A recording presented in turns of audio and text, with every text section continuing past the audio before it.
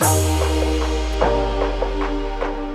Everyone, welcome to our channel current affairs daily dose. आज है 19 अक्टूबर 2020 और आज की वीडियो में हम बात करने वाले हैं आज की करंट अफेयर्स पर बेस्ड क्वेश्चंस और उनसे जुड़े फैक्ट्स के बारे में। तो चलिए शुरू करते हैं बिना किसी देरी के। क्वेश्चन नंबर 1 इज, इनमें से किसे अंतर्राष्ट्रीय भारोत्तोलन महासंघ के अंतरिम अध्यक्ष के रूप में नियुक्त किया गया है? Who among the following has been appointed as the interim president of the International Weightlifting Federation? Option A, Michael Irani. Option B, Tamse Azan. C, Ursula Papandrea. And D, Mohammad Zalood. So friends, the right answer is option A, Michael Irani. तो friends, great Britain के doctor Michael ईरानी को international weight lifting federation यानी अंतर्राष्ट्रीय भारोत्तोलन महासंघ के interim president यानी अंतरिम अध्यक्ष के रूप में नियुक्त किया गया है। Now the second question is, global hunger index 2020 में भारत का रैंक क्या है? What is the rank of India in the global hunger index 2020? Option A 94, B 107, C 87 and D 75. So friends, the right answer is option A 94. Global hunger index 2020 में भारत 107 देशों में से 94th position पर है और गंभीर भूख श्रेणी यानी सीरियस हंगर कैटेगरी में बना हुआ है।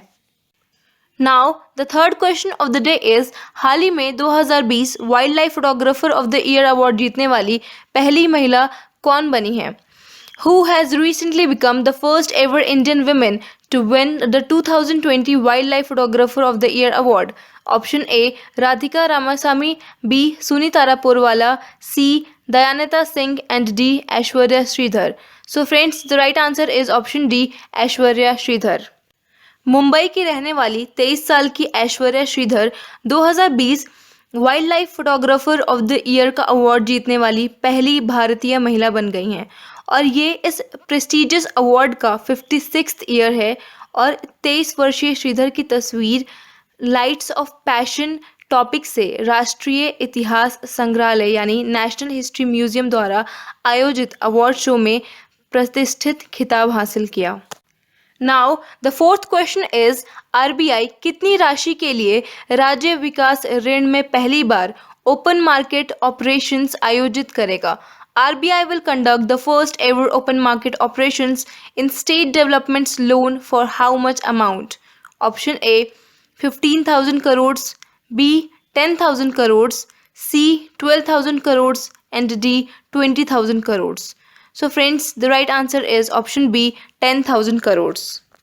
भारतीय रिजर्व बैंक ने शुक्रवार को कहा कि वह 22 अक्टूबर 2020 को 10,000 करोड़ रुपए में राज्य विकास ऋण यानी स्टेट डेवलपमेंट लोन्स की पहली बार ओपन मार्केट ऑपरेशंस खरीद का आयोजन करेगा।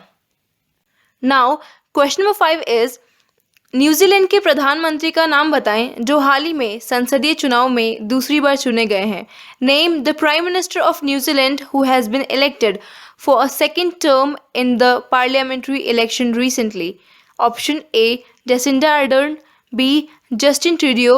C, Frank Bainimarama. And D, Scott Morrison. So friends, the right answer is option A, Jacinda Ardern. New Zealand के प्रधानमंत्री जेसिंडा आर्डर्न ने 17 अक्टूबर 2020 को देश के जनरल इलेक्शन में शानदार जीत हासिल की जो लगातार 3 साल के लिए दूसरी बार पीएम चुने गए। नाउ क्वेश्चन नंबर 6 इज, किस राज्य ने राज्य में महिलाओं की सुरक्षा सुनिश्चित करने के लिए मिशन शक्ति कार्यक्रम शुरू किया है? Which state has launched the mission Shakti programme to ensure security of women in the state? Option A Haryana, B Rajasthan, C Uttar Pradesh and D Bihar. So friends, the right answer is option C Uttar Pradesh. मुख्यमंत्री योगी आदित्यनाथ द्वारा प्रशासित उत्तर प्रदेश सरकार ने मिशन शक्ति कार्यक्रम शुरू किया और 6 महीने लंबे इस मिशन शक्ति अभियान का उद्देश्य राज्य में महिलाओं की सुरक्षा सुनिश्चित करना है। Now question number 7 is, Delhi और जिला क्रिकेट संघ के नए अध्यक्ष के रूप में किसे चुना गया है? Who has been chosen as the new president of the Delhi and district cricket association DDCA?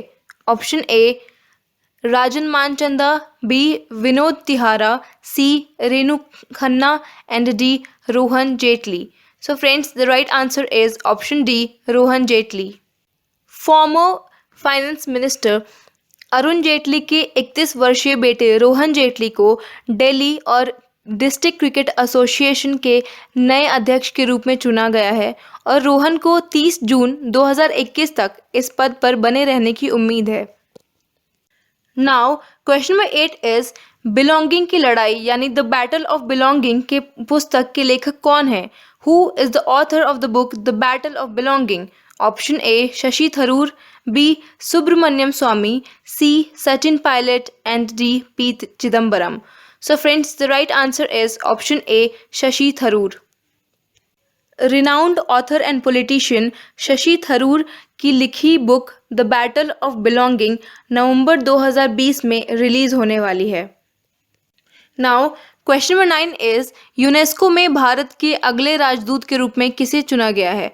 Who has been appointed as the next ambassador of India to UNESCO?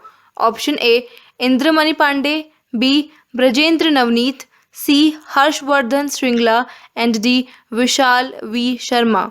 So friends, the right answer is option D Vishal V Sharma. Vishal Sharma को United Nations की cultural body UNESCO में भारत के अगले permanent representative के रूप में राजदूत के पद पर नियुक्त किया गया है.